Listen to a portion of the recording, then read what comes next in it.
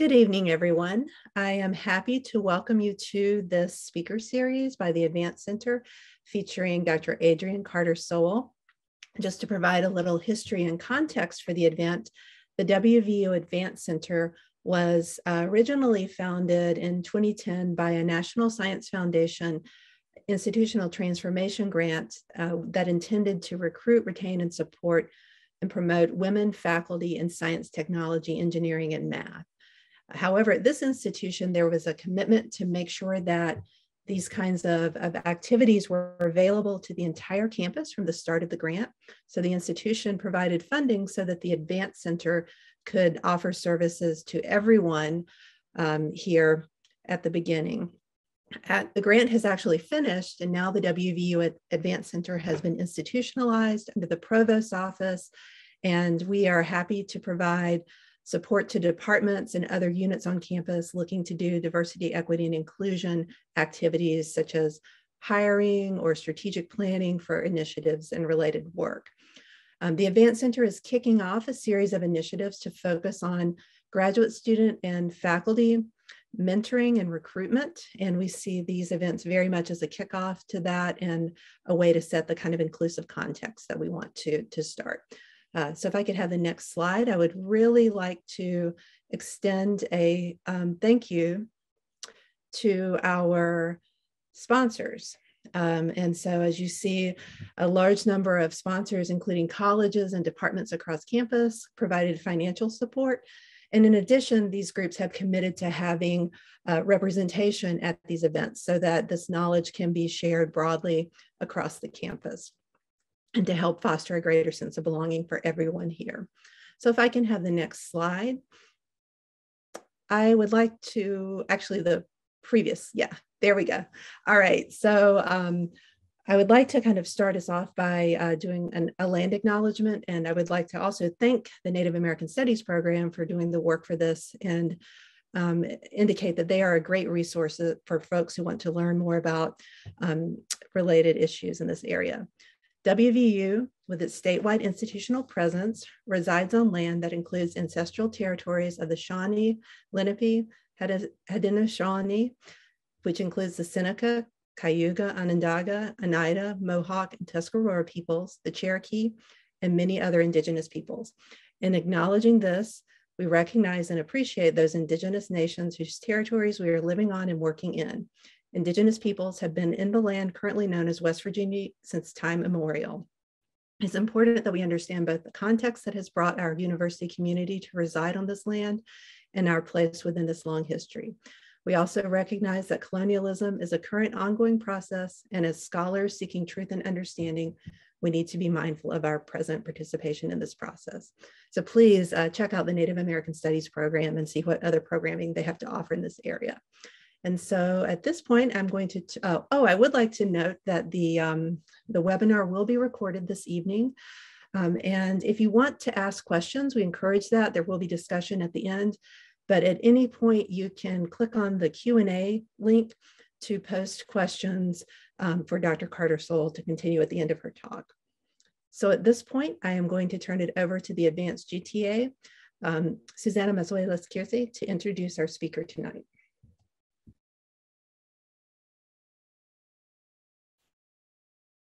Thank you, Casey. Dr. Carter-Sowell is a social and industrial organizational psychologist. As a jointly appointed faculty member in Africana Studies and Psychology at Texas A&M, she was a co-investigator and head of the social science research team for the National Science Foundation Advance and Alliances for Graduate Education and the Professorate Awards. Her research focuses on assets-based mentoring and professional development, especially for Black women faculty and graduate students. She has studied the impacts of ostracism and how to ameliorate this by cultivating a sense of belonging at all higher education stages of the academic pipeline. One of her most recent publications looks at differential impacts of campus safety on women faculty.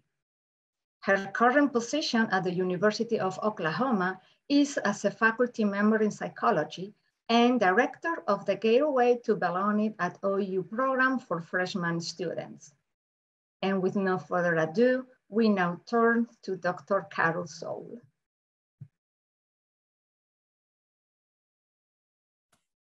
Thank you so much for that wonderful introduction and the opportunity to meet with your attendees today. I'm going to share my screen and then start my presentation for everyone.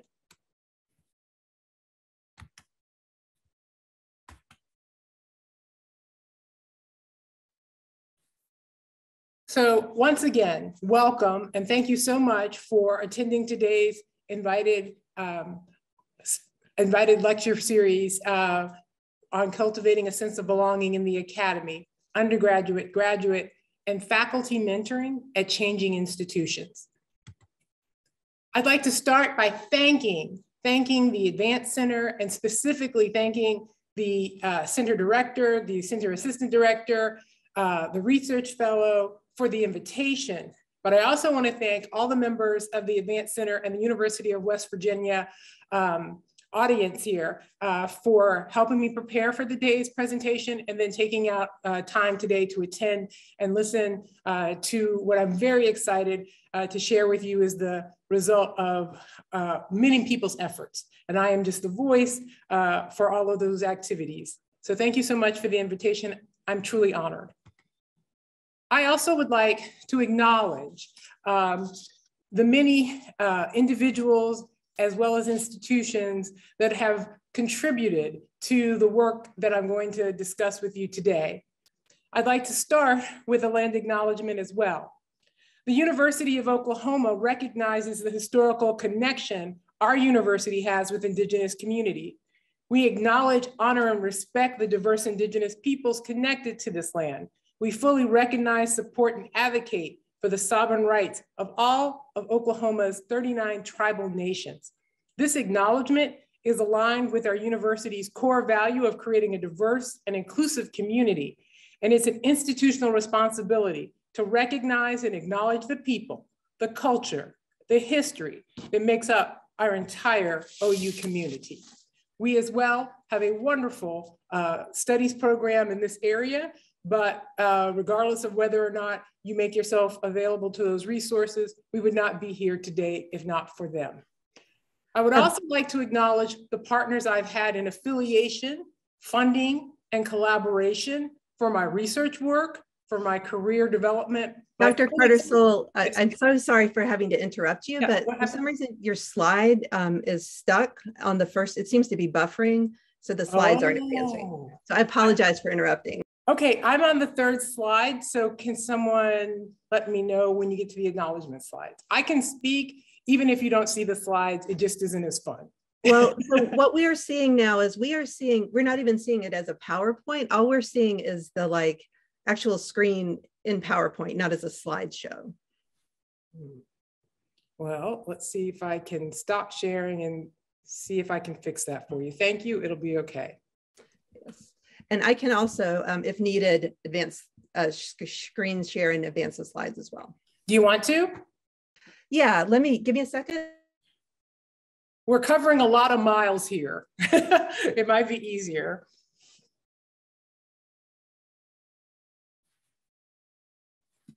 Go back one for me. Perfect. Let's see if I can pick up where I left off. That's perfect. And I'll just let you know when I'm ready to proceed.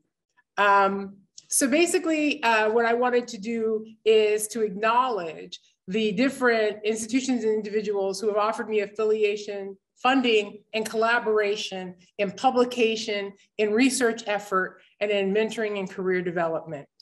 And those agencies and individuals include the National Science Foundation, the American Psychological Association, research lab, faculty, and students from Purdue University, Texas A&M University, and the University of Virginia.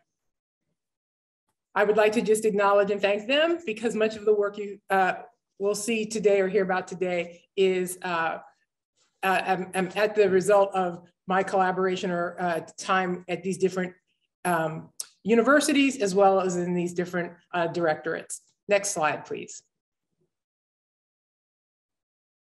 So what I'd like to do with the time that we have today is basically walk you through, giving you a background and overview of the topic we're talking about, kind of this idea of where does cultivating belonging come from, and then talk about what role changing institutions have on the mentoring of different groups on their campus through the physical pain and social pain overlap, the idea that the body remembers, looking at minoritized members, as well as providing a summary and conclusion of kind of an overview of the field, and then allowing time for you to ask questions, and I'll do my best to provide answers. I really encourage you as we go through the presentation, if there are things that you'd want to ask, to put them in the Q&A while they're fresh in your mind. It'll give everyone time to make sure that we get to your question while time allows. So let's start with the background and overview. Really what I want to do now is explain the construct and the context of what I'm about to present in an application. Next slide. What I want us to all understand, regardless of what role you have on campus, what your employed or purpose is on your campus at West Virginia University or University of West Virginia, all of us have fundamental needs that support our survival needs. Humans are social, and we're social because we survive and share resources and extend our presence by being in a group.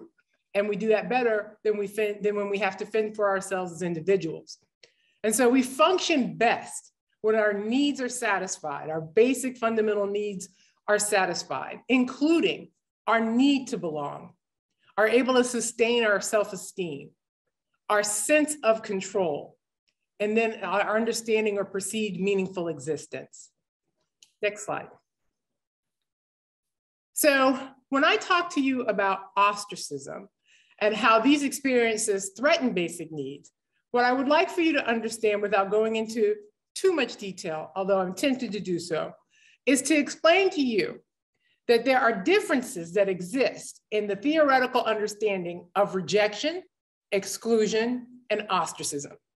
For the purposes of time today, we're only going to focus on ostracism, but we'll try to put up quick partitions for you as we have this conversation. Rejection involves an individual having to have been acknowledged and then excluded. So often you can apply for admissions to the university, you can apply to work in a lab, you might apply for an award or honor, and then you are not successful, you are rejected. So the target is identified and is involved in that exchange of the source of the rejection or the decision. How that's different from exclusion is we move from the individual experience of making the effort and having a decision from the source to being basically denied access, not because we made the effort, but often because of our group status, group identities. So you can have exclusion, lack of access based on things that are just about the boxes that you're checking and have nothing to do with you as the individual. However, the outcome is shared by everyone in your group. So the most obvious examples are things that talk about segregation, talk about different laws, different traditions that individuals experience, and it has nothing to do with them as an individual, but what they're being denied based on how they identified or how they are identified by that source in their group membership. And then the last area that we're gonna focus on, and here's the construct of ostracism, is really being ignored and excluded. And this is very important when you're thinking about rejection, which is an individual exchange between the target and the source, exclusion, which is an unidentified group experience of the target to the source, and ostracism, which can be an experience directly between an individual source and target or for an entire group. I would like to think that the land acknowledgements that we just read are a reflection of our inclusion after years of being ignored and excluded for contributions. So individuals detect ostracism both as being ignored, meaning the source does not see them does not see them or interact with them, and excluded, meaning denied access, that may or may not have any personal interaction. Taken together, what we find is that as members of our society, individual differences play a part in how we cope with being excluded and ignored. Our sensitivity to the treatment, our identification with the representation of groups we belong to, whether we see ourselves and define ourselves in those groups or not. And our group identification, meaning whether or not we are part of groups that are explicit or groups that we would have to self-disclose before others knew we were members. These variables predict immediate and delayed responses to ostracism. I'll tell you why that matters. Next slide, please.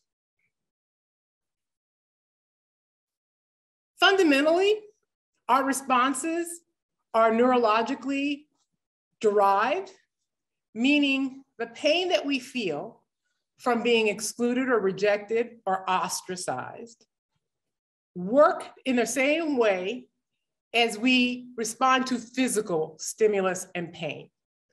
So we refer to the ostracism as social pain, and it's associated with the same response in brain signaling as when people receive physical pain. So something like the hot stove or the pin prick in the finger, whether it's in the lab or in the real world, our body sees those pains the same.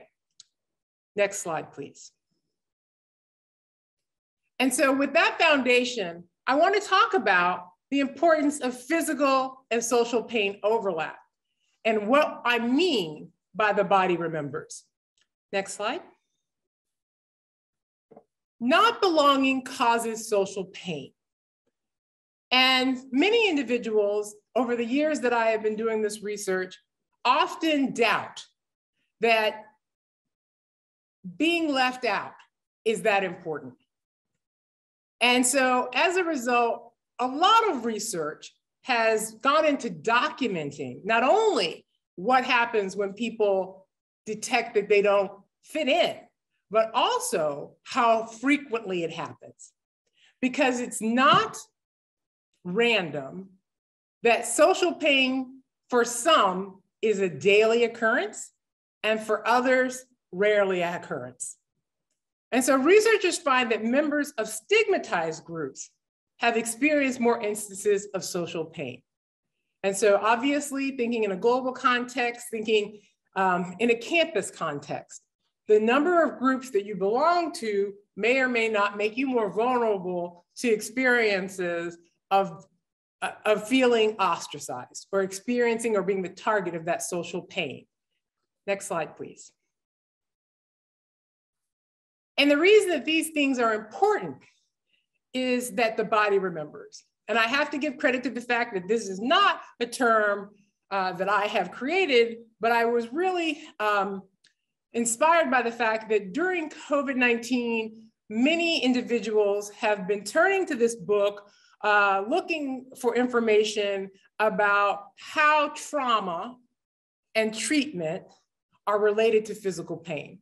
So I'll just take a moment and talk to you about why we're making this connection between the physical pain and the social pain outside of the fact that they're neurologically related. Well, social structure says that if you have a physical pain, you need to attend to it.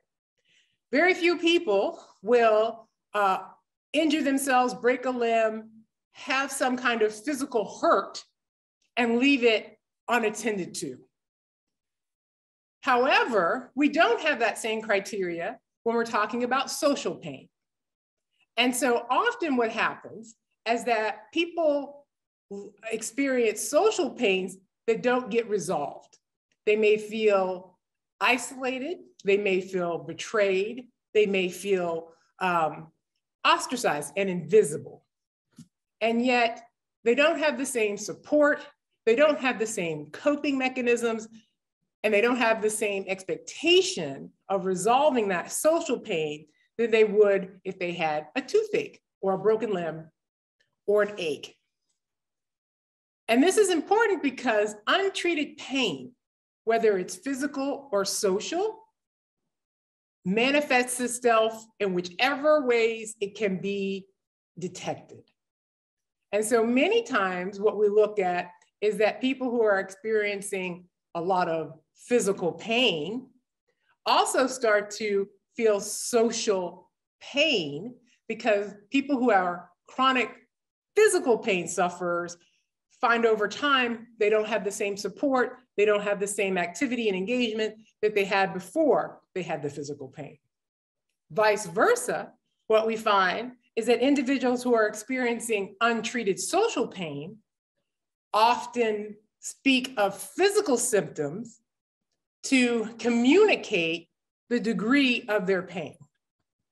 In a very lighthearted way, with Valentine's Day next week, we talk about having a broken heart. If we are betrayed by someone, we talk about being stabbed in the back. If we are not having a good communication with someone we care for, we talk about getting the cold shoulder. So many, many times we use language that connects us with folks to express social pain so that they understand what our experience is. Next slide, please. So the theories of physical and social pain overlap are very simple. It suggests that the greater sensitivity to one type of pain might accompany a greater sensitivity to another type of pain. And we have proven this in lab studies where we have been able to experimentally control when an individual experiences social pain or not, when a person is undergoing measured physical pain, and then self-reports of when they detect the pain, whether compared to the condition of being exposed to social pain prior to the physical pain or not. There's also studies that talk about reliving pain.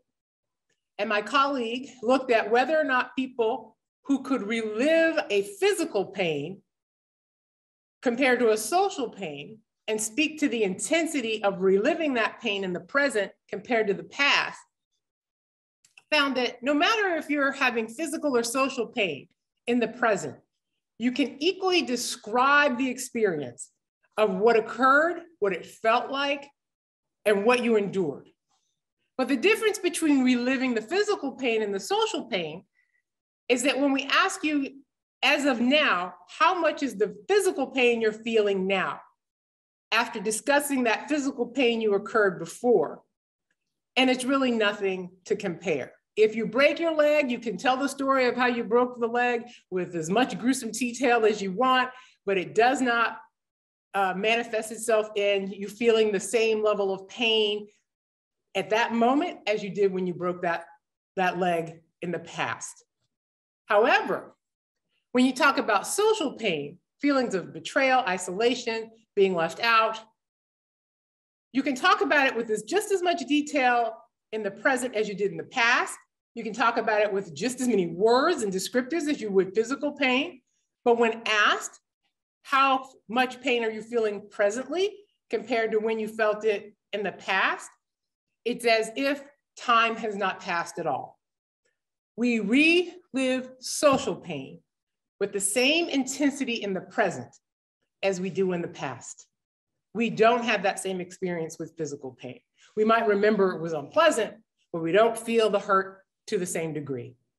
So overlapping social and physical pain experiences influence your tendency to detect, interpret, respond to novel or new experiences of pain.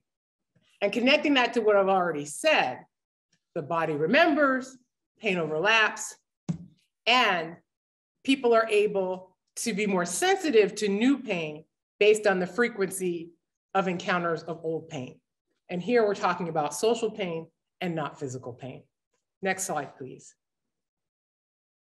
So what's important for people to think about as we move into the application of the campus climate and the changing institutions and colleges and universities is that people often have questions about the intensity of this social pain.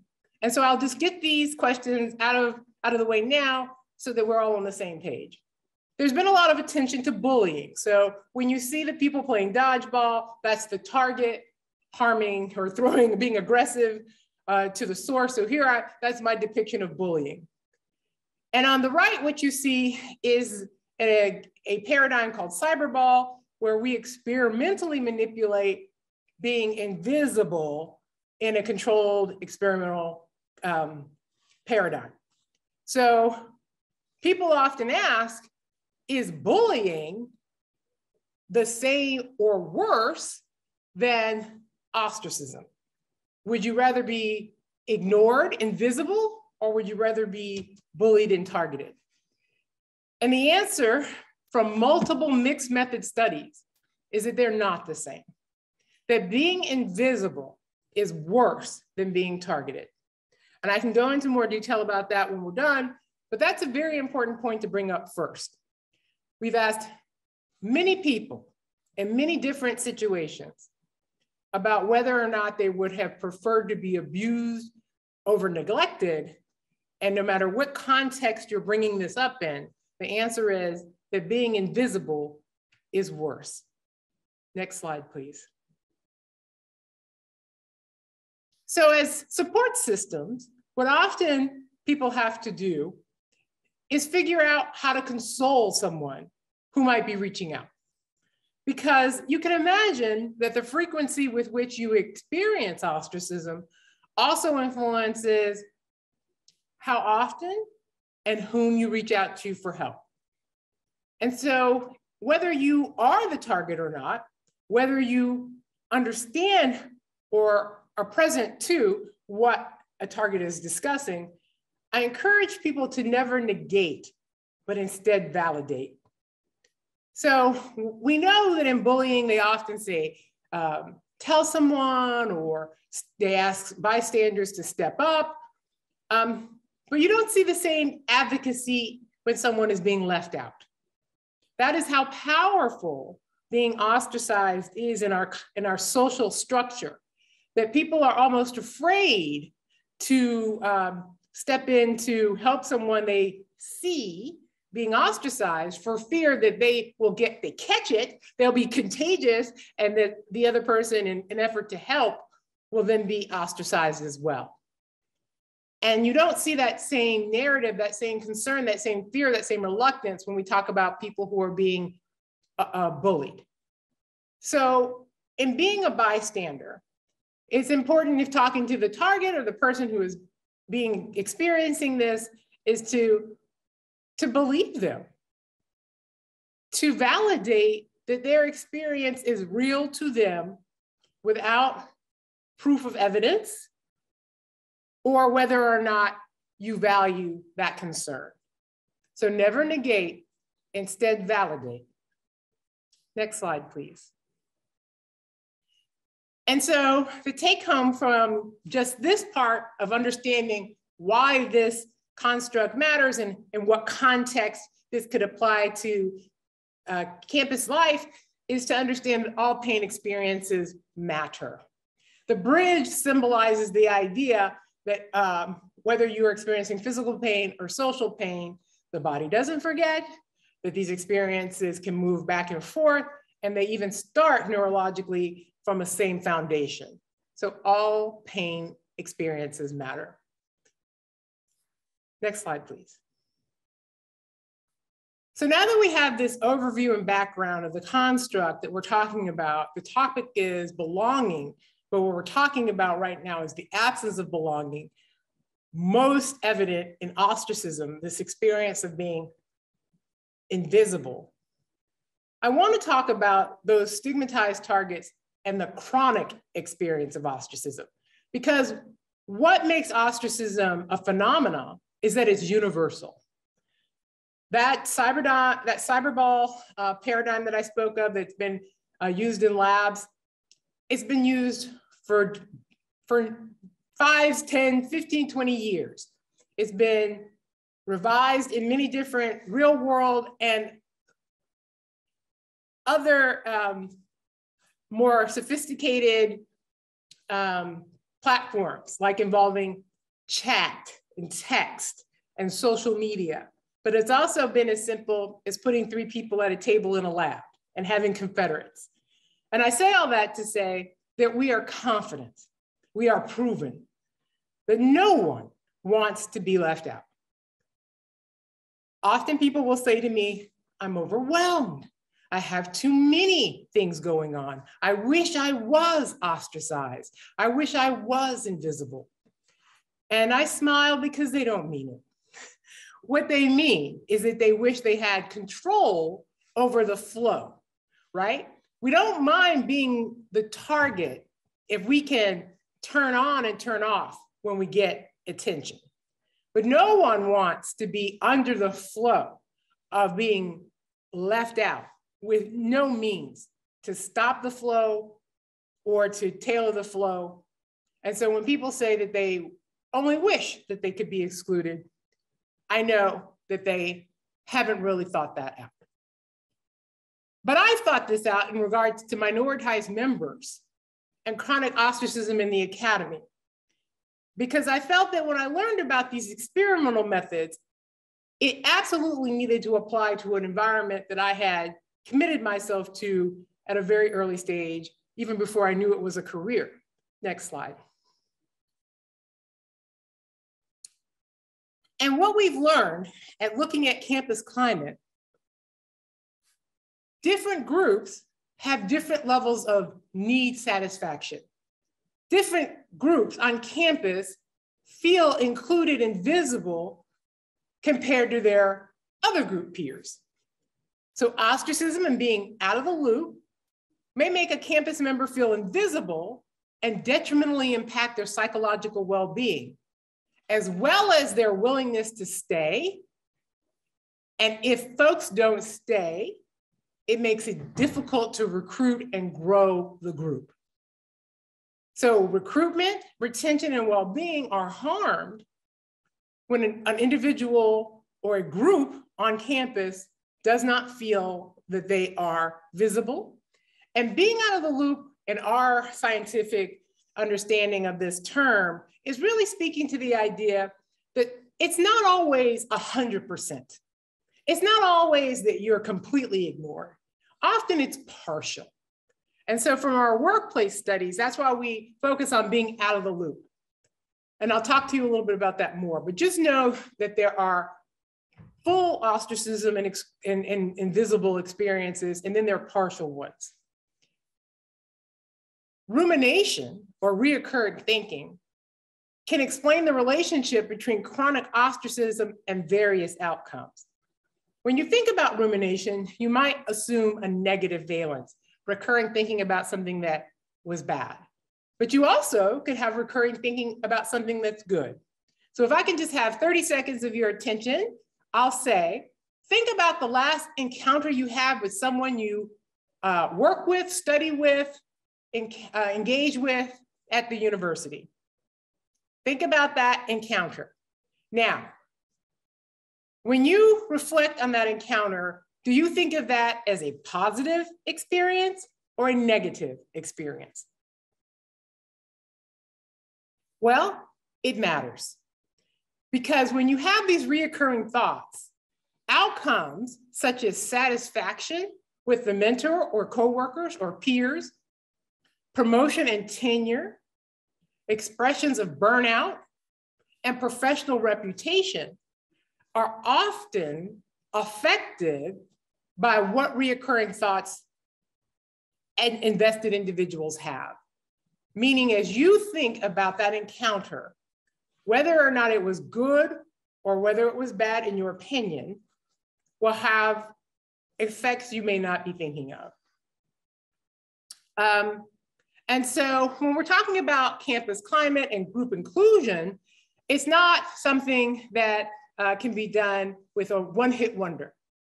Because even if there are instances where there's an effort to be more inclusive, those reoccurring thoughts have to also be addressed. So what's changing at today's colleges and universities is, I think, again, go back to the land acknowledgement statement. If you felt invisible on your campus, if your reoccurring thoughts are about the history of the grounds to which you are working, living, studying with no acknowledgement, that might be a social pain that that you don't speak of or no one can understand. But what's changing at today's colleges and universities is more of a recognition of how these efforts of inclusion matter. They matter to individuals and they matter to the groups that individuals belong to. Next slide, please. So how does that help in our idea of what is the typical or atypical members of the university? So here I have a slide that talks about gender of post-secondary faculty. And the idea here is that there is a prototype of what the typical, statistically derived, typical administrator, faculty, and students are. And in just looking at the faculty component, what you see is that there are more male faculty than female faculty, especially in most of our R1 institutions. Next slide.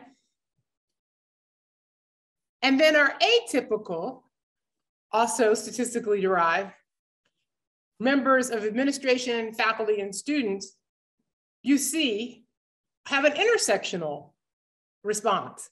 Because again, you see that there are fewer women than men on the first slide, but then you see on this slide, there are fewer women of color in the women category that we saw on the first slide.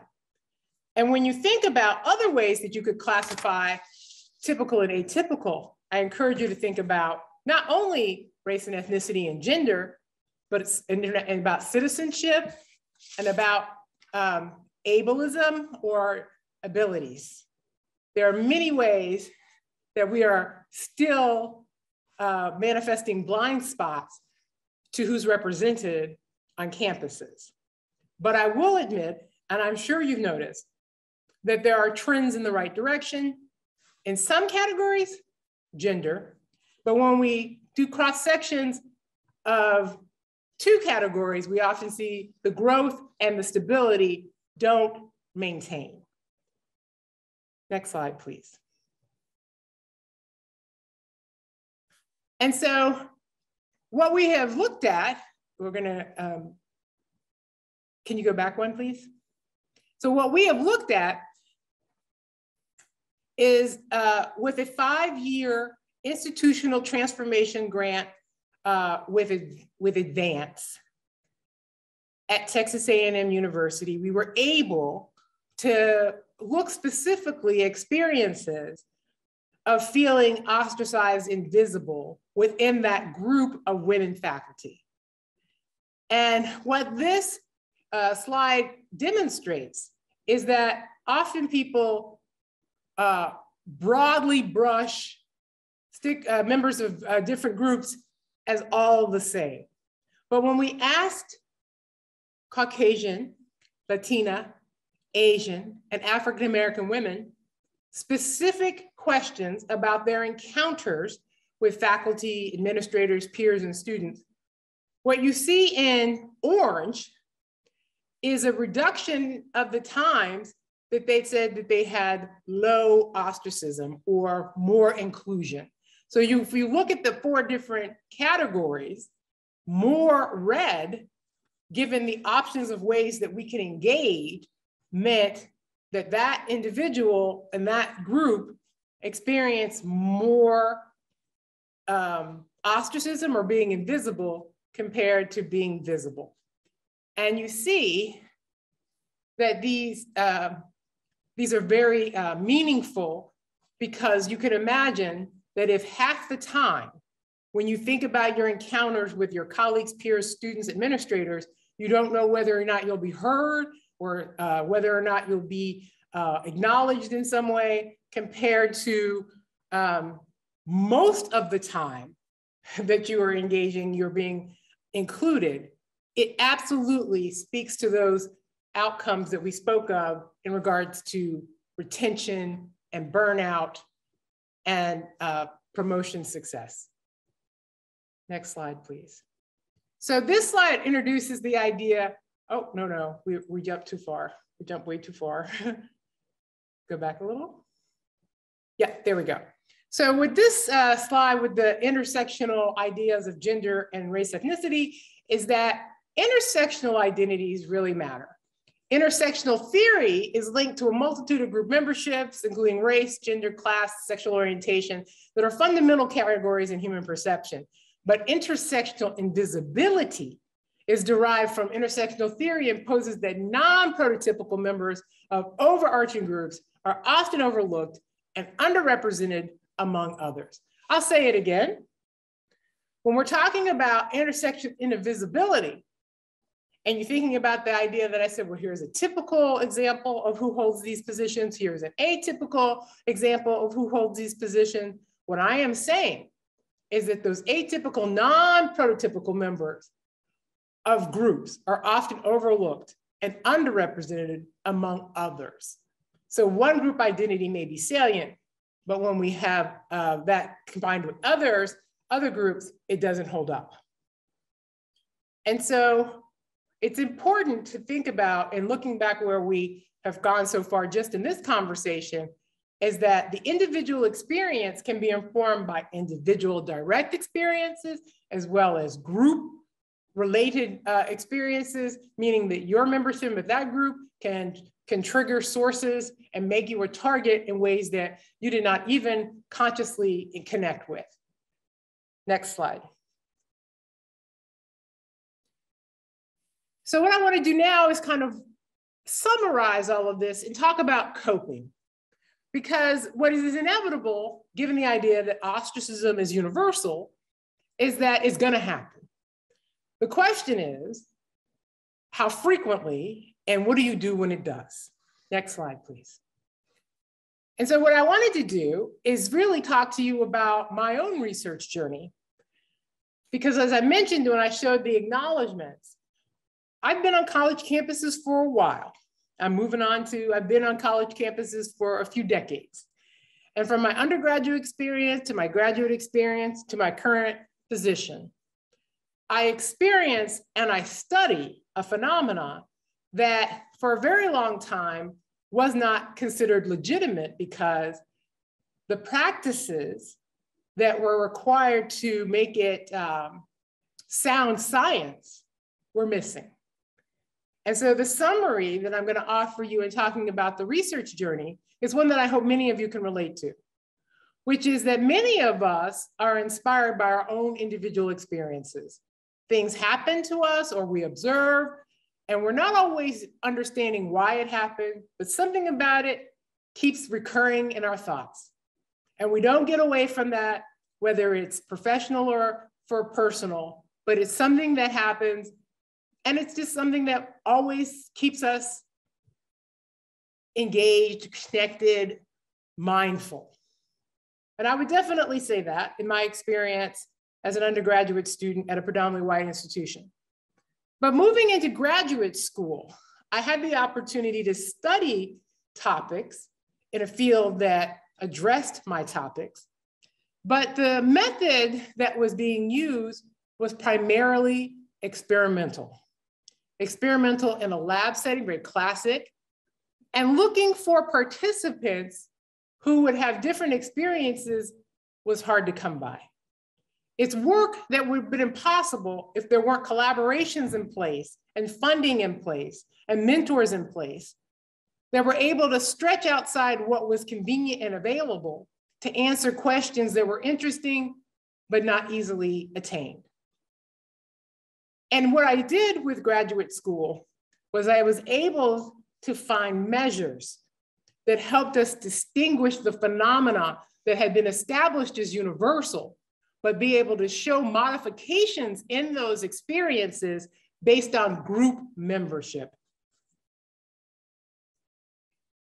And so that was very important, and just being able to extend the conversation and the legitimacy of what individuals are expressing needed to be validated, literally validated with a scientifically sound measure in order for us to be able to apply it or to create interventions to resolve it.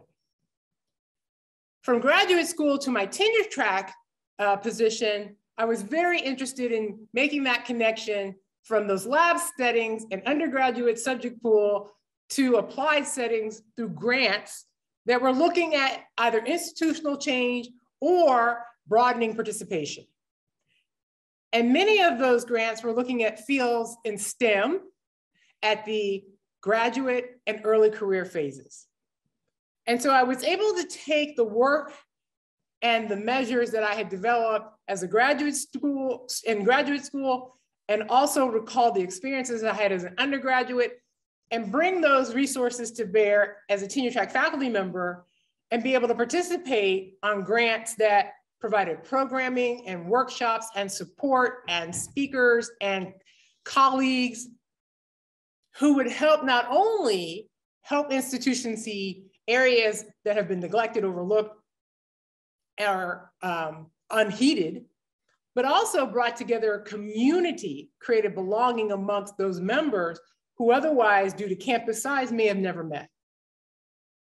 And so with those initial grants, I was really able to establish differences in early career faculty success from hiring, so the recruitment phase, to success at midterm review, to retaining those investments in your university, to successful tenure and promotion. And at the same time, I was promoted myself off the tenure track, and I was able to take a few more risks. I also was put in a position of being a mentor versus being mentored. And so I extended my collaboration to paying scientists and looked at ways that we could collaborate because we had similar thoughts, but we had different methods.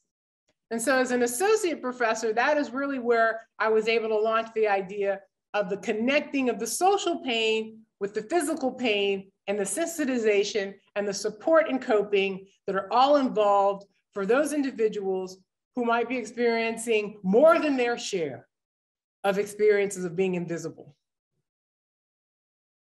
And really the take-home message is that often what we find is that if you rarely experience ostracism, you're more likely to have an antisocial or aggressive response to being ostracized. So you would we talk about sadness and anger, you turn that negative mood outwards if this is a rare occasion for you. However, what we find for those individuals where being ostracized is not only a daily occurrence, but a multiple event occurrence in a day, they often turn that anger and sadness internally. And so it is more about whether or not you're angry at the source or if you are angry at yourself. And from that work, I moved into my current position, which is really looking at interventions. Because I was able to work on the tenure track looking specifically at graduate students, STEM, chilly climate, pipeline issues. I also was able to look at faculty early career mentoring retention issues. And I was able to move into administrative positions that allowed me to spearhead some of the programming that was seen to intervene in chronic experiences of ostracism, not only in my own department, but in fields outside my own area of expertise.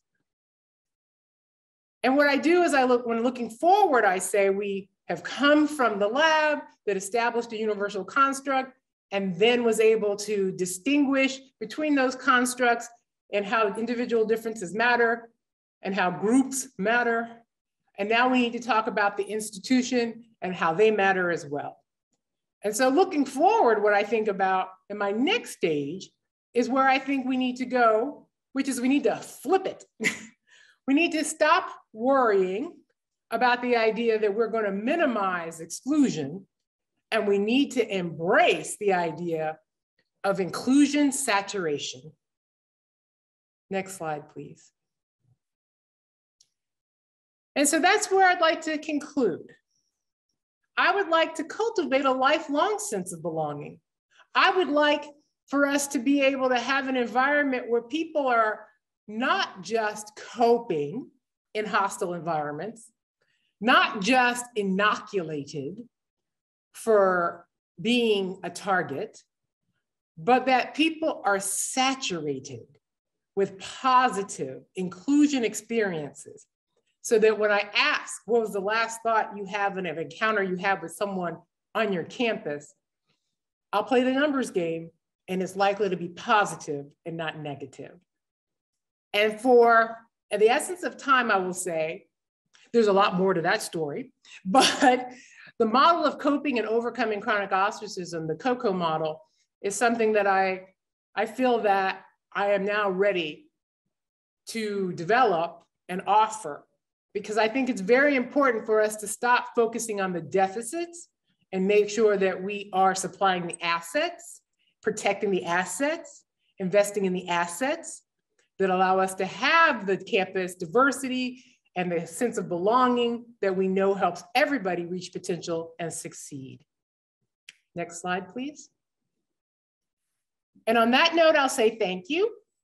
I thank you for your attention. I know it's after hours, and so you have more than one obligation, but I appreciate the time you've been here with me today. I want to offer my email address and say that if you want to ask questions or want clarification, please don't hesitate to reach out. I also want to shout out that I'm proudly a 2021-2022 Big 12 Faculty Fellow with the West Virginia University, and that I did previously serve in the diversity, equity, inclusion role when I was at Texas A&M University, which informs the work that I do now. And then I'm now currently the Gateway to Belonging at OU program director that's focused on a mandated course for undergraduate students, and that we are hiring. We are hiring for faculty instructors for the start of academic year 2022 and 2023. So if you're interested, please use the email or reach out to one of the directors at the Advance Center. Next slide. That's all I have. I'm ready to answer questions and answers, and thank you. Wow, that was an incredible presentation. This idea of inclusion, saturation, I just love ending on that note. Dr. Carter-Sowell, thank you so much for a riveting presentation. And we have some questions ready for you. And so I am going to begin with the first one.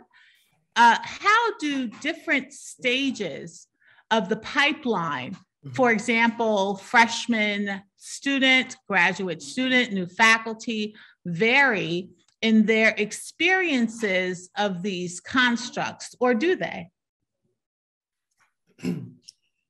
Thank you for the question, because that allows me to bring in another point that rarely do these experiences happen in isolation.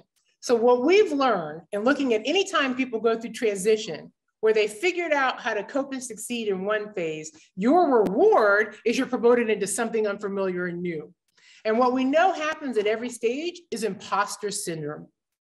And if you're not familiar with the term, the whole idea of imposter syndrome is that, again, those basic needs are not being met. When you're new in a new role, even if it's in a familiar place, you feel as if you don't belong and everybody knows it. You worry that the things that got you there won't sustain you so that you can stay on your terms. And what we know when we talk about the pipeline is that over time, the quickness with which one gets out of that sense of imposter, it varies. And if you're a member of a stigmatized group, if you are not represented well in your area, it is more likely that those senses of imposter syndrome are going to occur, or you will be thinking about, ruminating about the times that reinforce your sense of being misplaced. So I'll say that again. The stages matter, but it matters to everyone equally. The difference is how long you stay in the stage of feeling I'm not where I belong.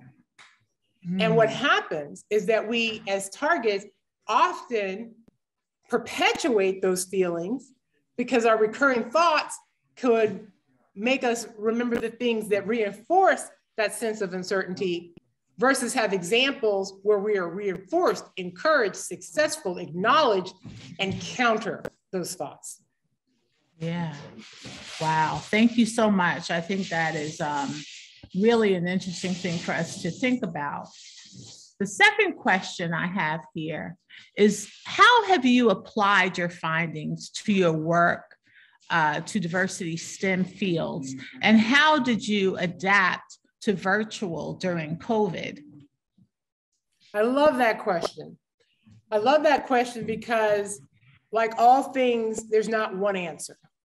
I would say that how I applied the understanding of ostracism in this particular field, across the STEM fields in particular, is that the partial ostracism is really where the problems are. If someone is ignoring you, treating you like you're invisible, there's really no denying that, right? You know that they look through you, they don't sit next to you, they don't talk to you. You don't have to collect evidence. But that partial ostracism, where you're left off of emails, or you're not invited on projects, or they're nice to you in front of everyone else, but they don't seem to ever come to you or recognize you for the expert that you are, the contributions you can make, that is a very undermining experience.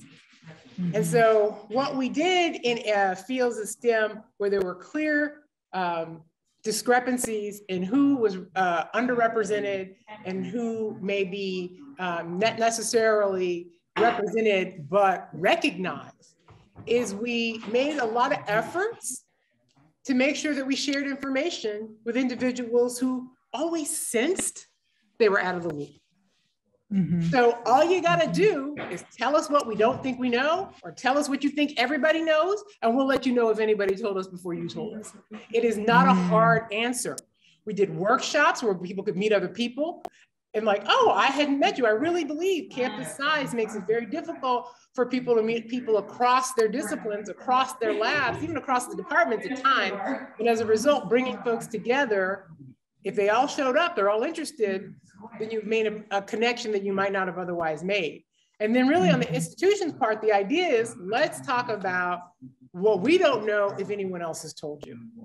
Because once you know this, you will feel more empowered, and you will feel more included, and you will feel more capable of doing what you came here to do. Yes. How that changed with virtual is that really what I found, well, there's two answers to that. I will say virtual made things a lot worse, but that's another talk. And I have only a few minutes and I won't open that can of worms. But for many reasons that are in the news, I can assure you there are a lot of distractions. But for those of us who had opportunities and connections and sustainable work, it was a great equalizer. Yeah. Talk about the body remembered. If you don't have to go into the rooms where you have been ostracized and everyone's sitting in a square that's the exact same size, suddenly you feel equal, physically, visibly equal to others who in your presence seem to dominate. And so a lot of individuals stepped out and spoke up in ways they hadn't when they were face to face. Wow.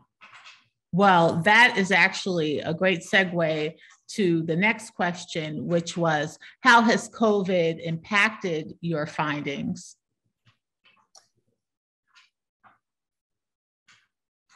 The short answer is, it made the 10 years that it took to prove that I had a legitimate idea unnecessary. I want to thank the Earth for giving me a study I could not have ever funded on my own.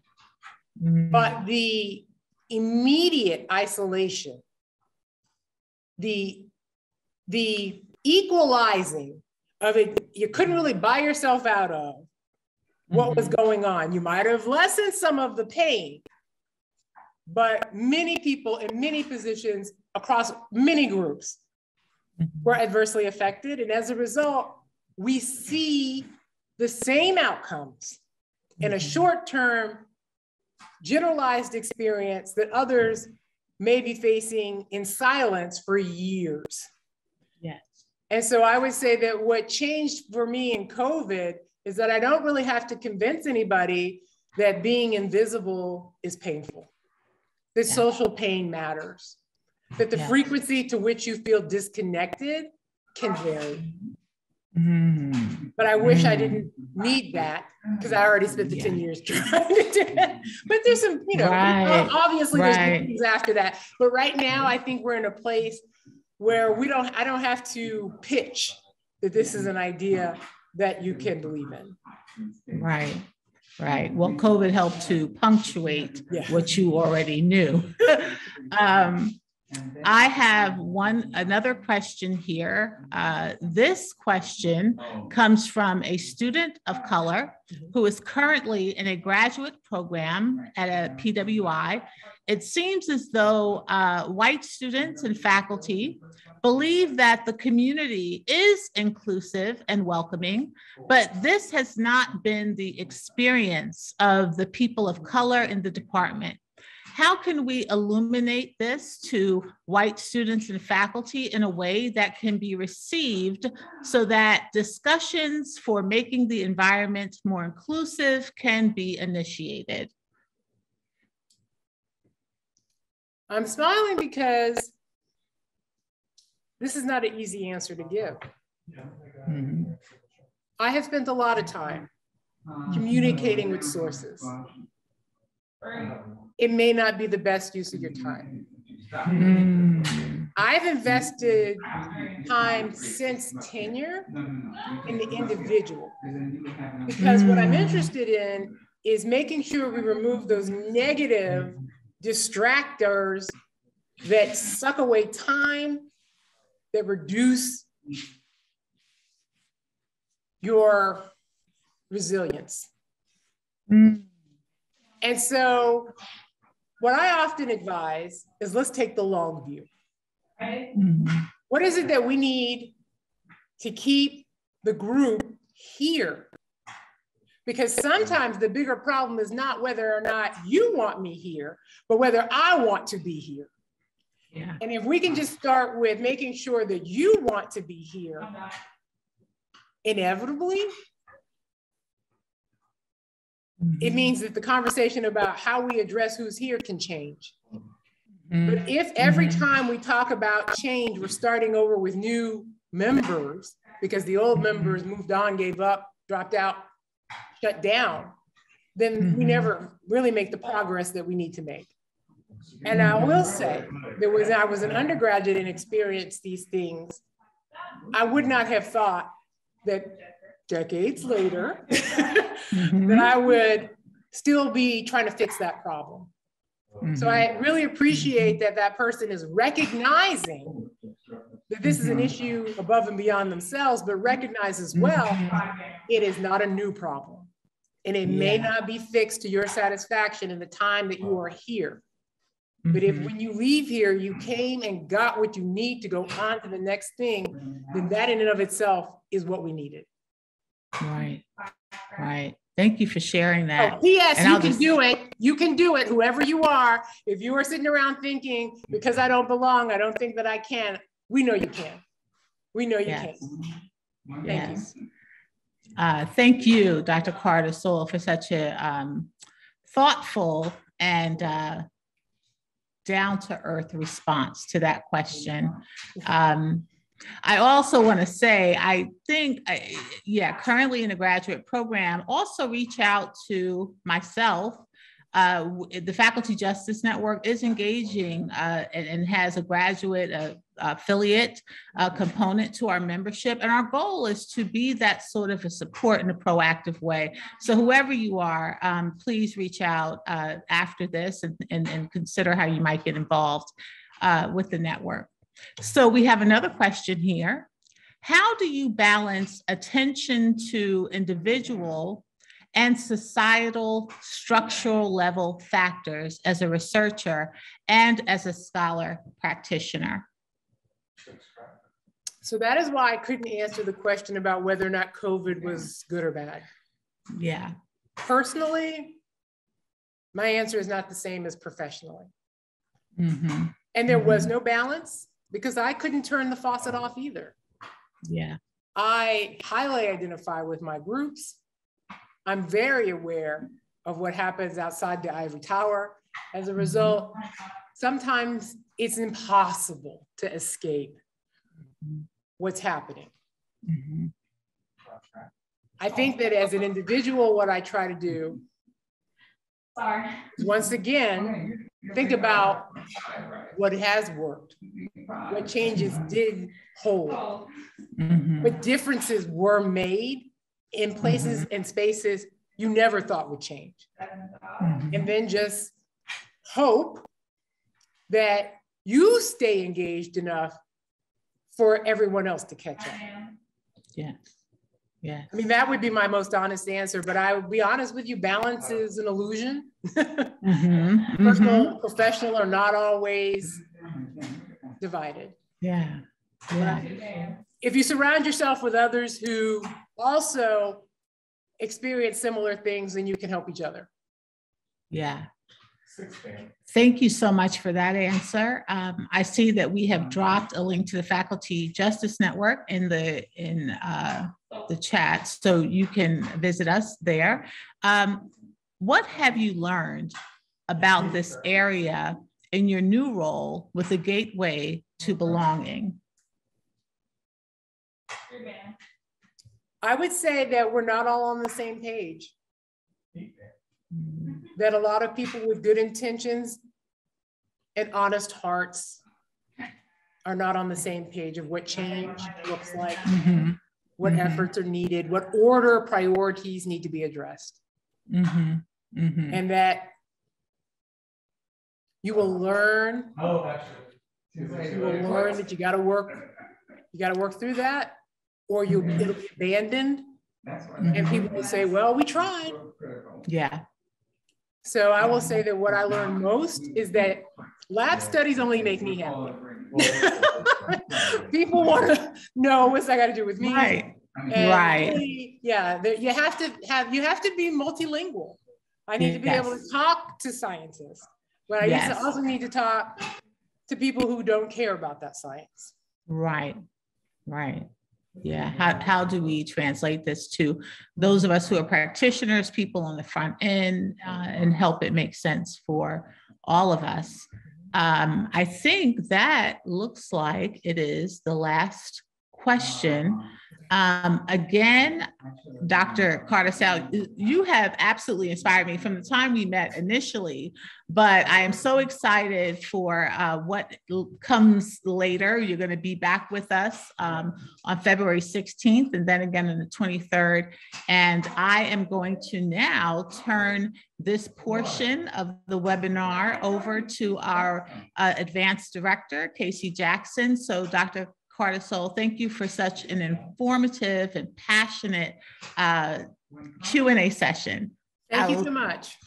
Okay. So I just want to thank everyone for attending this session. And as Amina mentioned, we have some other upcoming events with Dr. Carter-Sowell.